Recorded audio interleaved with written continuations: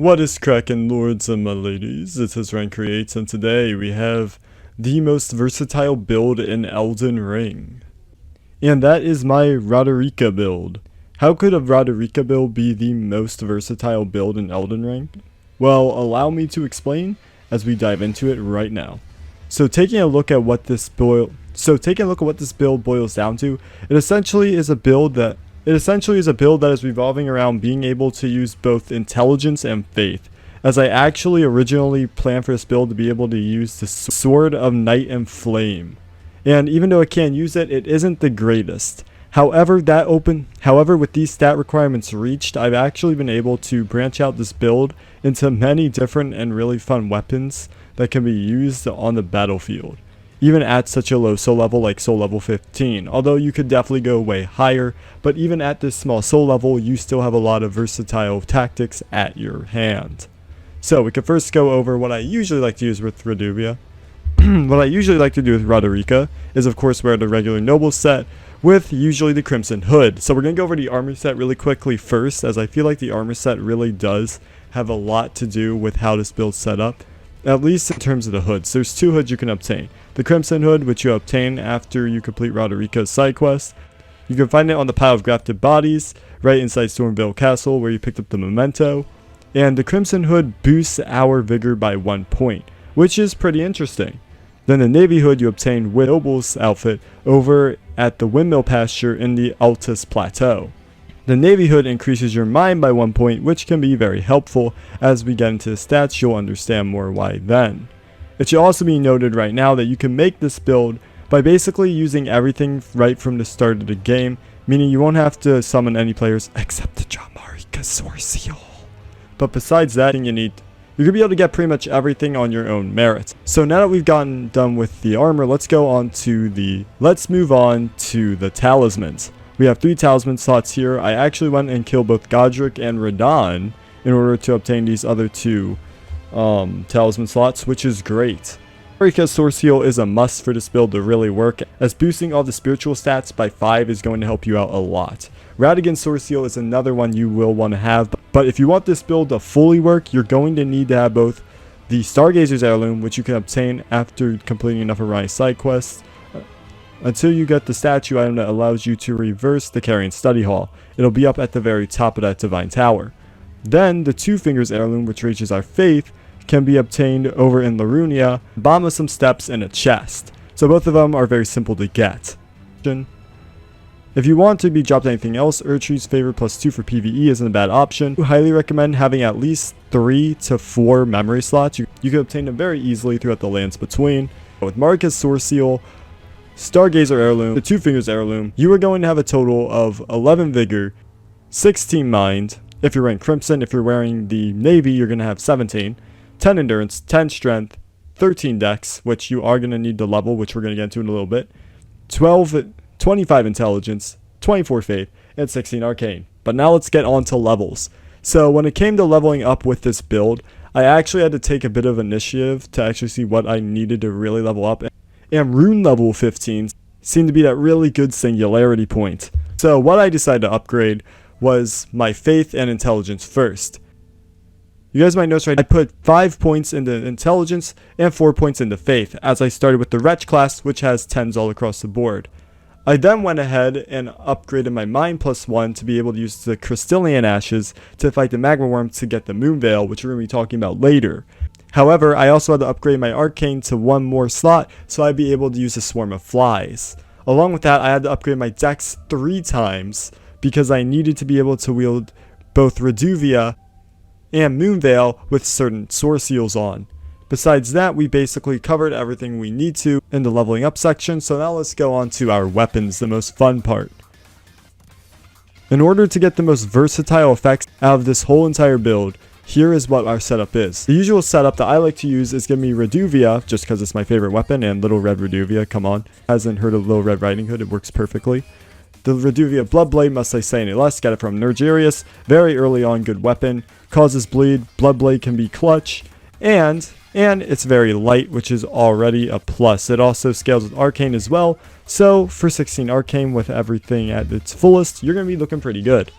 The dagger is a must-have. I like to have a bloodhound step for when I decide to use my swarm of flies, but you could also use the golden bow if you wanted to, although bloodhound step is pretty clutch and you can take advantage of using certain consumables with it. The Moonveil Katana is by far one of my favorites. Transient Moonlight Katana Haipu, and overall you're going to need a strong, solid melee weapon. This is going to be the one you're going to want to have. This is also a time when I'll switch to the navy blue Roderika, which I like the Carian royalty Roderika. It's very, very good. Overall, do I have to say any more? You have bleed, you have magic int scaling, you have two types of really cool magic slashes, one that goes horizontal to go for more of a longer hit, and another one that travels a bit further in a slice.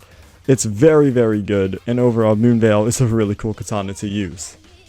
Keep in mind, depending on which talismans you decide to equip will affect what weapons you should have equipped at a time, since you don't want to be overloaded or fat rolling. But that's basically most of our melee weapons. Next up is Dragon Communion Seal. I don't think I need to explain where we get this at. You know where to get it. Whole video on check out the Elden Ring playlist. I'm primarily going to be using Rotten Breath on this build because, come on, we're trying to have fun. This is what this build's about. Versatility and fun. Faith and balance, you can do whatever, right? So basically, we're going to be using both Rotten Breath to not only cause Scarlet Rot and do a good amount of damage, sometimes even be able to one-shot, but we're also going to use Frost Breath as well, but I don't really use that as much. I would highly recommend only equipping that if you want a 4th slot. It's a pretty good one to have, but in most cases you're not going to need Frost Breath. And yeah, I usually start off with my Dragon Breaths, but Swarm of Flies is what really comes in handy. But because if you could get off Rotten Breath, there's a good chance you're going to be able to also switch to your dagger to do Bloodhound Step, and then start shooting those flies to be summoned and eat at their flesh until they're all bled to death. And let me tell you right now, those flies have incredible range, and their homing is precise. You're going to be able to build up bleed real fast, and if you can get out that Reduvia and start whacking away, most of your weapons will cause bleed except for your dagger, so it's pretty good to have on hand. And it's an incredible utility that makes for a really fun playstyle. The Meteorite Staff, originally I was going to have Meteorites, which I did end up using. Again, Meteorites can be very helpful in battle. I have used them to kill a few. But overall, I would say that Carian Slicer is what's really the breadwinner here. Even with the Meteorite Staff, you're, number one, you got int S scaling. You have S int scaling in the attribute scaling, which for int is pretty good since you're going to have 25 intelligence, as long as you have on the Stargazer Heirloom. And Carian Slicer just is so powerful. It's probably one of the most powerful things you got on this build, to be by far. And overall, it has clutched me many times. Then for the Carian Knight Shield, the Carian Royal Roderika, I have Parry. Now, if you really wanted to go the extra mile, you could do Ronnie's side quest and get yourself Carian Retaliation, which I recommend even more, because you're going to get that extra bit of a benefit for parrying spells that come at you like Glintstone Pebble. And overall, it's 100% physical protection, high magic protection, and somewhat decent holy with everything else being pretty low. It's going to help you out quite a bit, since with the Wretch, you'll probably end up starting out with everything you need, and again, your intelligence will be covered even if you decide to unequip all of your talismans. And last but certainly not least is the Consumables.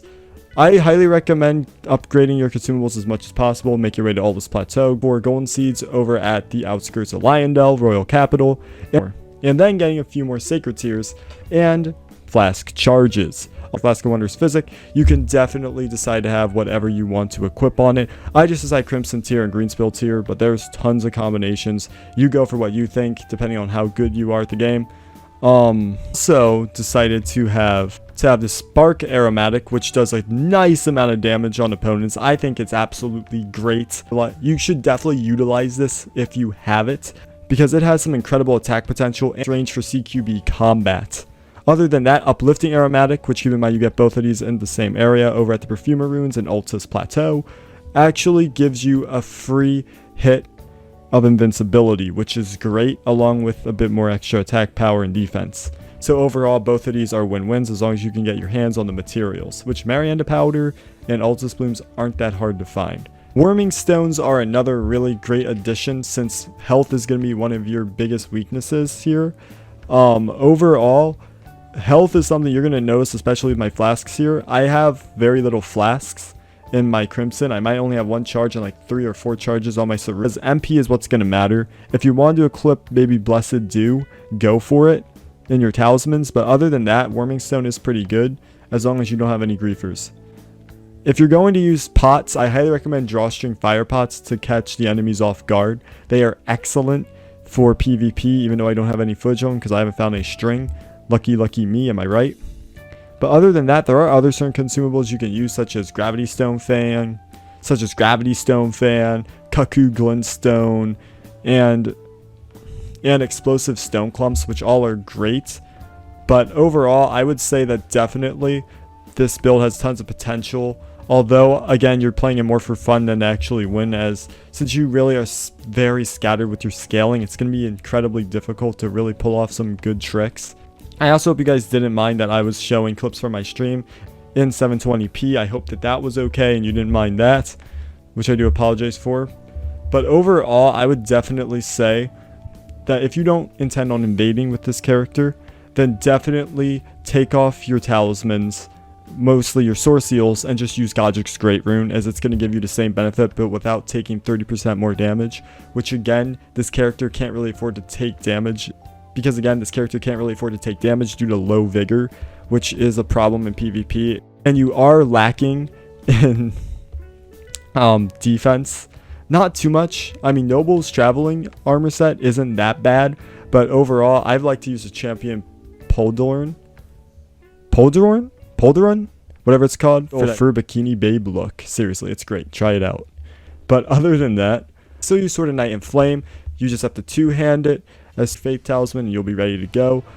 Great EP is another great one. If a person is running away from you and you need to get that good old last running R2 in, you got that as well. You can also use your twin knight swords.